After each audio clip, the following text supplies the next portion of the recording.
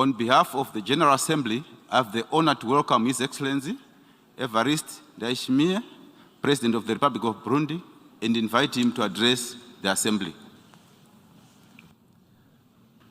Nous rendons d'abord grâce à Dieu le Tout-Puissant, le Tout-Miséricordieux, pour nous avoir permis de participer à ces assises ici, dans cette belle ville de New York, dans de très bonnes conditions.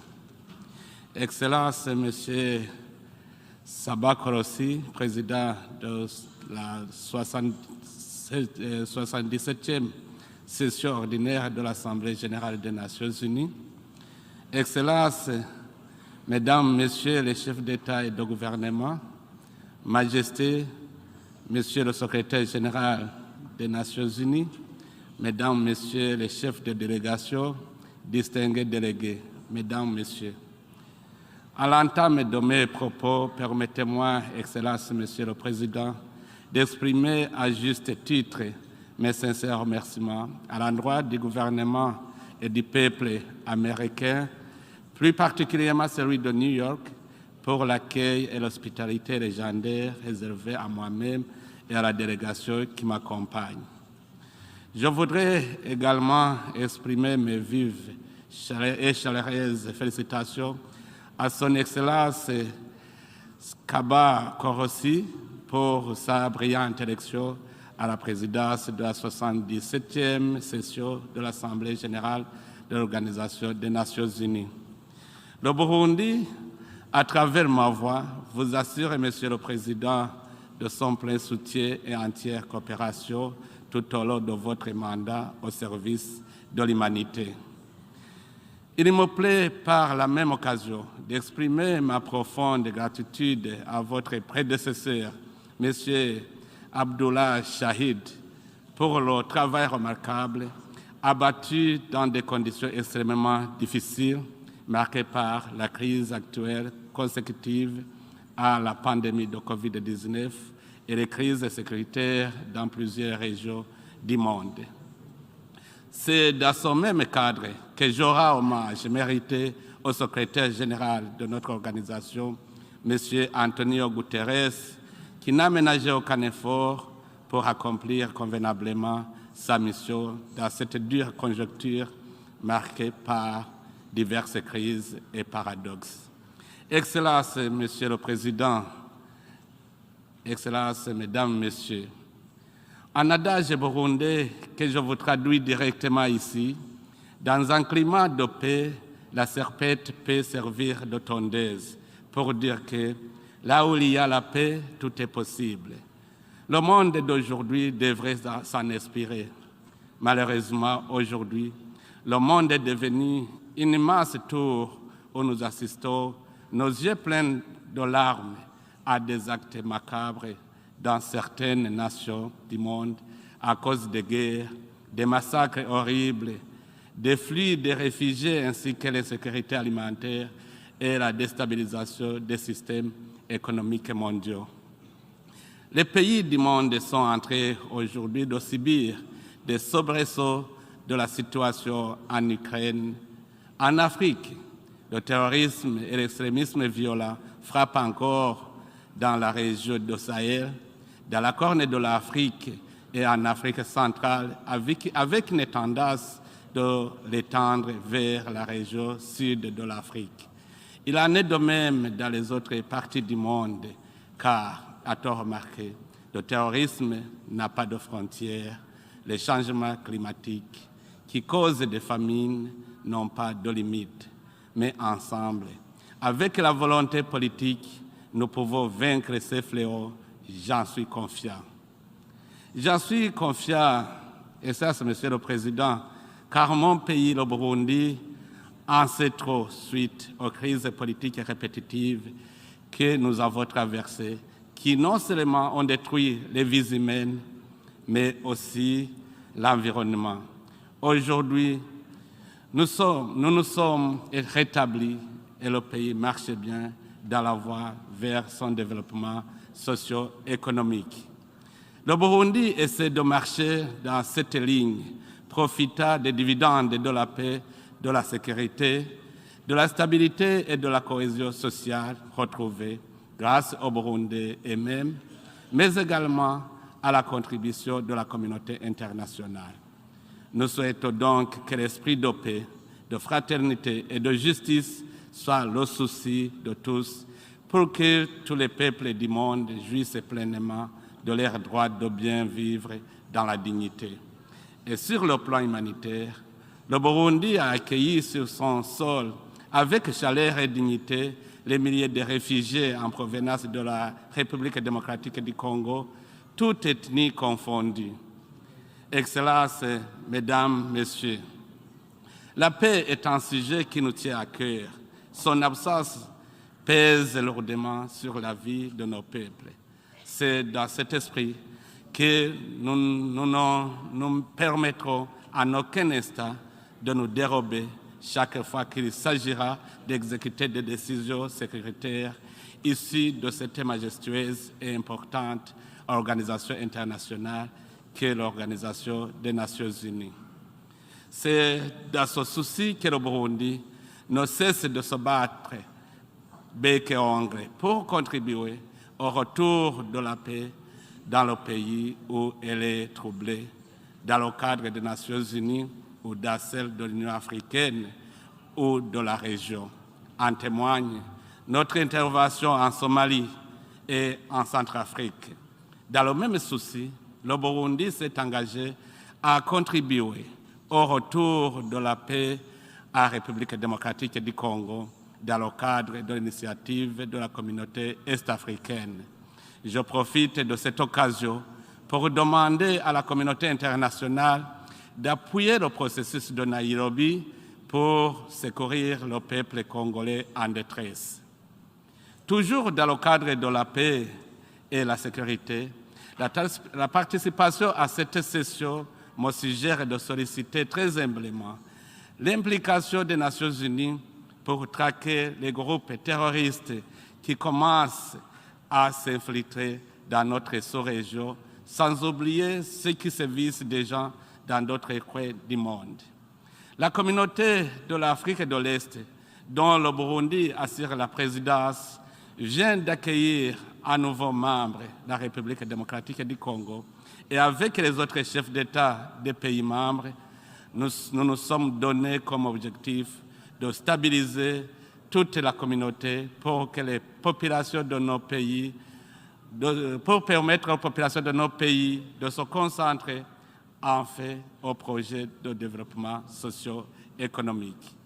C'est pour cette raison que le gouvernement burundais est en train de développer les infrastructures de transport telles que la voie routière, la voie ferrée et la voie aérienne ainsi que le transport lacustre afin de réussir l'approche multimodale et interconnectée au niveau national et sous-régional qui s'impose à mon pays de manière incontournable.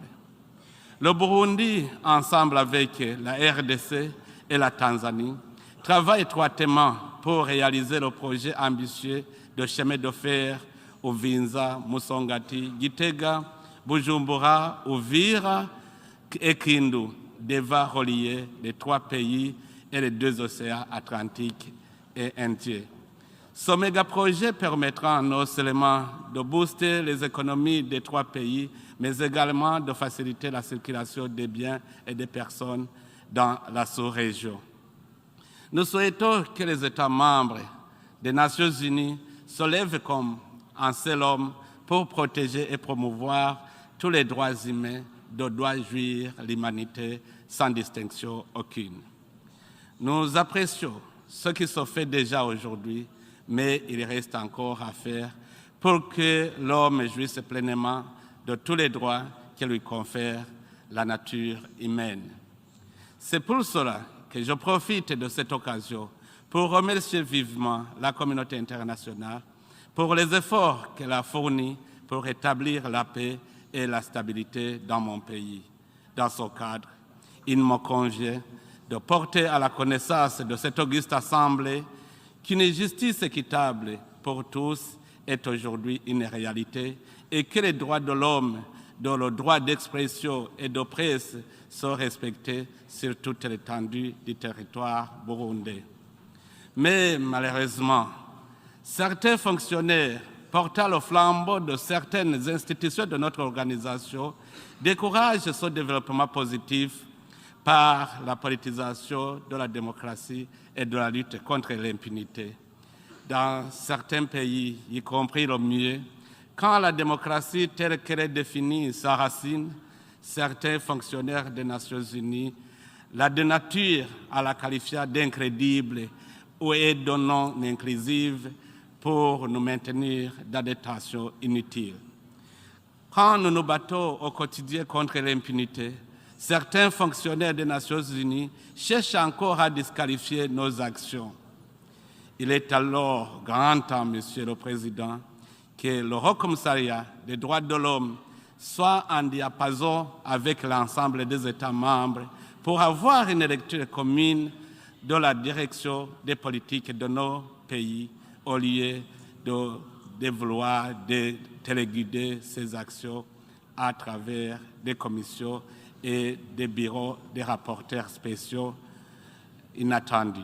Le moment est venu, Monsieur le Président, pour que les Nations Unies reconnaissent les avancées réalisées par mon pays depuis 17 ans et comprennent que le statut de pays fragile ne s'applique plus au Burundi. Excellences, Monsieur le Président, Excellences, Mesdames, Messieurs, l'homme est au cœur de l'économie depuis la famille jusqu'au niveau mondial. Nous devons donc contribuer au développement du capital humain en dotant à nos populations des outils appropriés, des expériences et des savoirs adaptés aux exigences de la vie aujourd'hui. Nous devons trouver des solutions pour contrecarrer les menaces à notre économie, à notre santé, à notre système éducatif, à notre cohabitation pacifique, bref, à notre façon de vivre dans nos États et entre les États du monde. Nous savons que l'Organisation des Nations Unies a le souci de contribuer à l'amélioration des conditions de vie des populations du monde par l'accès à des revenus familiaux suffisants pour assurer un niveau de vie décent. L'éducation constitue un élément clé pour y parvenir. Par là, effectivement, de l'éducation, je ne saurais être plus explicite que Nelson Mandela quand il a dit, je cite, « L'éducation est l'arme la plus puissante pour changer le monde », fin de citation. Plusieurs années après cette célèbre citation, cette piste de solution pour opérer un changement positif au sein de nos communautés reste toujours d'actualité. L'éducation permet aux jeunes d'avoir des aspirations et des ambitions pour l'avenir et constitue un outil efficace de lutte contre la violence et le terrorisme. C'est ainsi que, dans mon pays, nous sommes en train d'initier des réformes, de repenser à la politique du système éducatif afin de rendre notre jeunesse plus professionnelle que serviteur de la fonction publique. Nous constatons joyeusement que dans mon pays, la gratuité de l'éducation a sensiblement augmenté l'engouement pour l'école, tant pour les filles que pour les garçons, et que les abandons scolaires au niveau de l'enseignement de base, souvent liés à l'insuffisance alimentaire, à l'éloignement des écoles et au manque de frais scolaires, ont sensiblement diminué.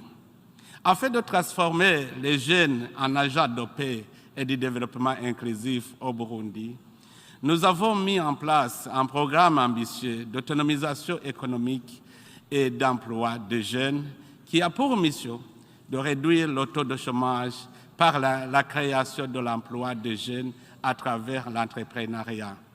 Pour accompagner ce programme, nous avons mis à la disposition de la jeunesse la banque d'investissement des jeunes et un fonds d'insertion, de garantie et d'accompagnement en vue de leur faciliter l'accès au crédit.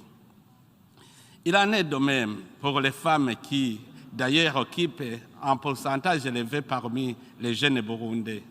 Nous avons créé la banque d'investissement pour les femmes et continuons les réformes visant à améliorer la santé et l'éducation féminine. L'Office de la première dame du Burundi a ouvert un hôpital pour traiter les fistules obstétricales chez les femmes et avec les partenaires au développement du Burundi, elle continue d'innover pour améliorer considérablement la vie de la femme burundaise. Monsieur le Président, l'urgence se trouve en même temps dans la gestion des effets dévastateurs de la pandémie COVID-19. Je lance à cet effet un vibrant appel à l'ensemble des partenaires au développement du continent africain à prendre des mesures courageuses destinées à accompagner les économies des États africains qui sont très durement affectés par les effets des différentes crises actuelles. Ayant conscience qu'aucun pays au monde n'a été créé pour être assisté éternellement, cet accompagnement devrait se faire à travers des partenariats stratégiques mutuellement avantageux, axés entre autres sur les investissements, la promotion des échanges commerciaux et le transfert des technologies. Et pour réussir le développement du capital humain et rendre la population dynamique et productive, le gouvernement est en train de doter à chaque commune au moins d'un hôpital et des centres de santé pour prévenir et soigner les maladies, les épidémies et les pandémies. Nous nous félicitons pour avoir pu lutter efficacement contre la pandémie de COVID-19, mais la lutte continue.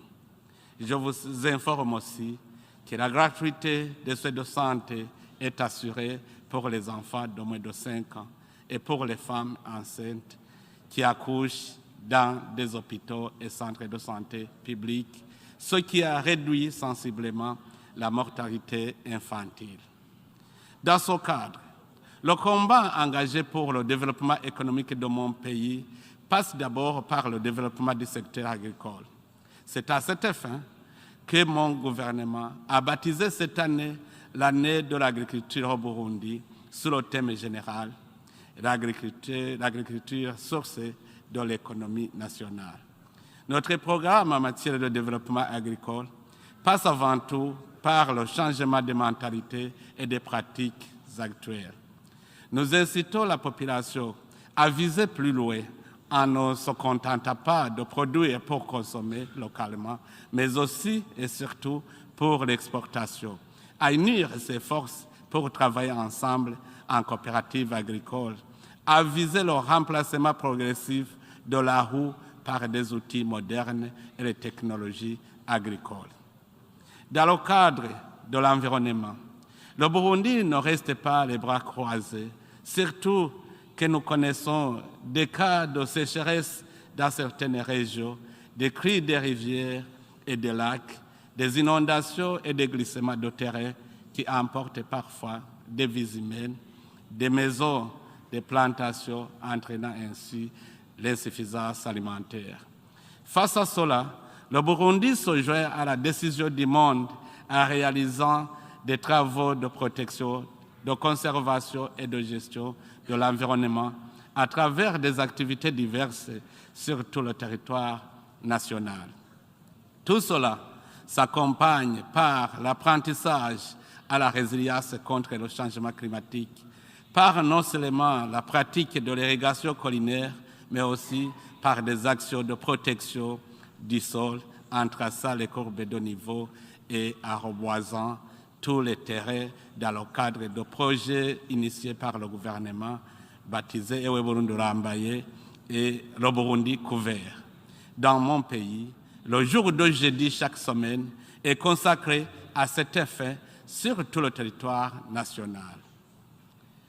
Nous devons aussi veiller à développer progressivement les infrastructures d'appui à la production, en particulier l'énergie et le transport, pour mieux assurer la croissance des autres secteurs porteurs de croissance et d'emploi. Le gouvernement burundais a entrepris un vaste chantier de développement du secteur énergétique par la mobilisation des ressources à travers les cofinancements et les investissements du secteur privé. Il s'agit de mettre en valeur les potentiels hydroélectriques et solaires, de la tourbe, des ressources géothermiques et des déchets municipaux. Les deux secteurs que je viens de mettre en exergue apportent également un appui crucial à l'exploitation des potentialités du secteur minier. Nous voulons ici développer un partenariat technique et financier mutuellement avantageux et équilibré dans le domaine de la prospection, de l'exploitation et de la transformation des produits miniers et géologiques dont les études réalisées révèlent un sous-sol très riche et encore vierge. Monsieur le Président, Mesdames, Messieurs, pour que la paix et le développement soient une réalité, il faut que la bonne gouvernance et la bonne gestion des finances publiques soient mises en avant. Cela permet non seulement de combattre les frustrations au sein des citoyens qui sont d'ailleurs à l'origine des conflits sociaux, mais aussi il permet de bien planifier l'économie nationale. Nous vous informons que les mécanismes nationaux de lutte contre la corruption et les activités connexes sont très renforcés et que les actes de corruption sont efficacement combattus et les citoyens en sont satisfaits. Pour l'activité économique, le Burundi est sur la bonne voie en mettant à profit ses ressources minières, les voies de transport routier, maritime et ferroviaire bientôt aux opérateurs économiques. Nous voudrions aussi informer les investisseurs que le littoral du lac Tanganyika est en train d'être aménagé pour développer le tourisme et que d'autres nouveaux sites touristiques sont en train d'être aménagés à l'intérieur du pays. Monsieur le Président, Mesdames, Messieurs, avant de terminer mon propos, je voudrais encore une fois réaffirmer la détermination de mon pays à continuer à entretenir de bonnes relations diplomatiques et de coopération mutuellement avantageuses, gagnant-gagnant, avec tous les États et toutes les organisations internationales dans le cadre de faire face aux défis fondamentaux qui nous menacent tous. Nous nous réjouissons de la reprise de bonnes relations politiques, diplomatiques et économiques qui avaient été gelées avec certains États et organisations internationales. Notre souhait ardent est d'entretenir avec les pays et les organisations internationales de bonnes relations fortes qui contribuent à un avenir radieux du Burundi et de tous les pays du monde. Je vous remercie de votre aimable attention. Que Dieu vous bénisse. Merci. On behalf of the Assembly, I wish to thank the President of the Republic of Burundi for the statement just made and I request protocol to escort His Excellency. The Assembly will hear an address